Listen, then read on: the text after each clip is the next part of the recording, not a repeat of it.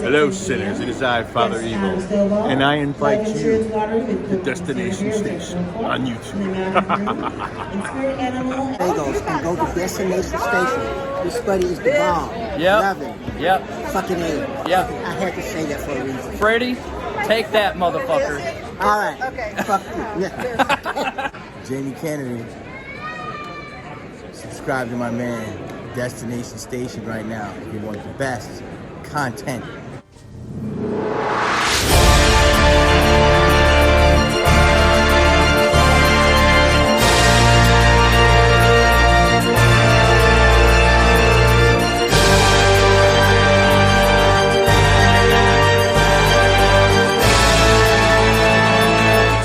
Welcome to Destination Station. As always, I'm Destin. Thank you for clicking on this video. Subscribe to Destination Station if you want Scream, Halloween, and everything in between. And follow me on all my socials. All the links are down in the description below. And I hope everybody's having a great day. But I want to talk a little bit about Stu Macher, okay? We touch on him every now and then. That sounds really weird when I said it out loud. But you know what I'm talking about, okay? The Stu Macher theory. Is Stu alive? Is he dead? What's going on? And are they going to even expand on this idea of the cult of Ghostface? A lot of people talk about it. We kind of got dabbles of it in Scream 6 just with that opening kill. And just knowing that there's like more than meets the eye in this whole Ghostface realm. Like it really shows that any crazed fan or something could be a Ghostface. And how many are there, and how many is a part of a group? Is there like a larger group, like a cult of being led by somebody, you know, like is there a bigger picture here? So I wonder how far they're going to expand on the whole cult of Ghostface. How deep is it going to go? And is Stu Macher ahead of this cult of Ghostface? Will he be the mastermind? Will he be the one that shows up at the end and gives all this explanation of why he got Richie involved, why Amber, and was Richie's parents even involved, or could he talk about Jason from the beginning of Scream 6? What if there was a connection there? And that's one way that they could like veer into another direction of like a storyline is, you know, we got Ghostface at the beginning of Scream 6 and at the end, and with Sam and, well, with Melissa and Tara not returning, maybe we refocus towards Sydney, you know, or something, and maybe there's a more connection with Stu Macher with the with Jason and his roommate. I'm failing to remember his name. Let me know in the comment section. But them two being Ghostface at the beginning, you know, we barely just got a glimpse of that at the beginning, which was a very unique opening. I thought that was one of the better openings we've ever had in the franchise. But with Stu Macher being ahead of this, the reason why we speculate on that and everything is because, for one, Kevin Williamson is in the director's chair here, okay? And his original idea for Scream 3 was to bring back Stu Macher. You know, Matthew Lillard still got paid for that project, even though that they changed the script and the Weinsteins got involved and butchered it, and we got this whole different idea.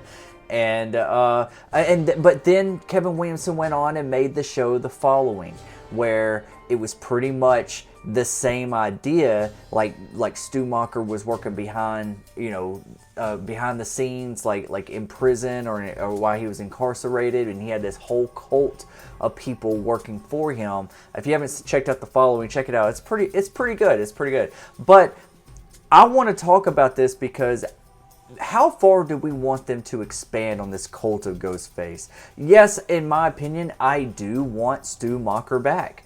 I do want him to be a mastermind of some sorts, you know.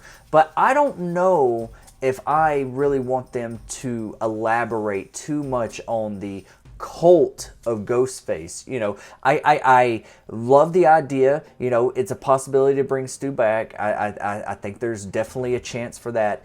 But I don't know how much in depth I want them to connect with a huge cult. Maybe if it's loosely talked about. We talked about it on Scream Talk last night. If you haven't been a part of Scream Talk, hit the subscribe button.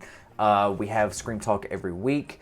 And And the discussion came up about this, like how much of this cult talk do we want to talk? I mean, honestly, I don't even like the word cult in my Scream movie because I feel like it takes away from the suspense or the mystery of Scream, like that charm of them. It kind of takes it into another direction. And I know that cults can be of different things, and pretty much this is kind of like a cult, but I don't know how much I want it to be focused on that. I like it very personal, more than a big cult type of thing. I like it very personal towards Sydney and our main cast.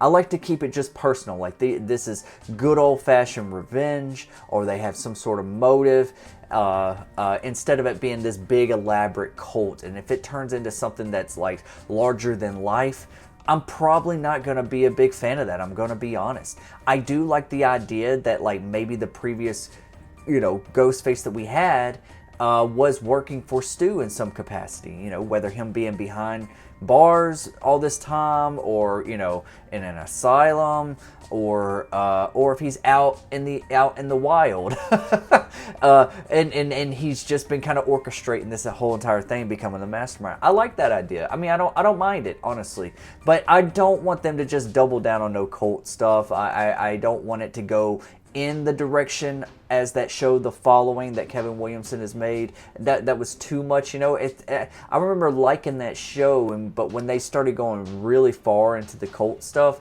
I kind of fell off. I don't even think I finished like the second season or anything. So I need to go back and rewatch all that. The first season was really good.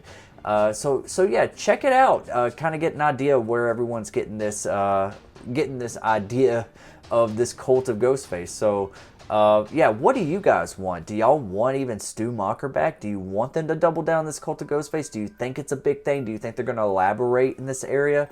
Or do you want them to kind of like, no, take a step back. Let's don't go down that route. Let's don't go that heavy with it. So yeah. And another thing that got brought up on Scream Talk last night was, what if Mark Kincaid and Stu Macher was working together? That would be crazy. That would be the hugest twist, we talked about last night, and that wouldn't that be insane if Mark Kincaid was back as, with alongside Sydney, and we think he's a good guy, but he was actually one of the killers that got away in Scream 3. And that way we could also mirror Scream 3 and kind of get like some callbacks to Scream 3 and reminders of what was really going on, because there's a lot of suspicion with Mark Kincaid. I've said that in previous videos, and I said it last night on Scream Talk. But what if like he's revealed, and then you're like, oh, he's the mastermind, he's the big baddie, but and no, it's not the boyfriend this time, it's actually the husband, sleeping with the enemy. This happens, even though they have kids, it would make it even a little bit more darker. But then what if it turns around and boom, Stu is revealed too? That might be the biggest reveal and shock, jaw dropper since the original Scream.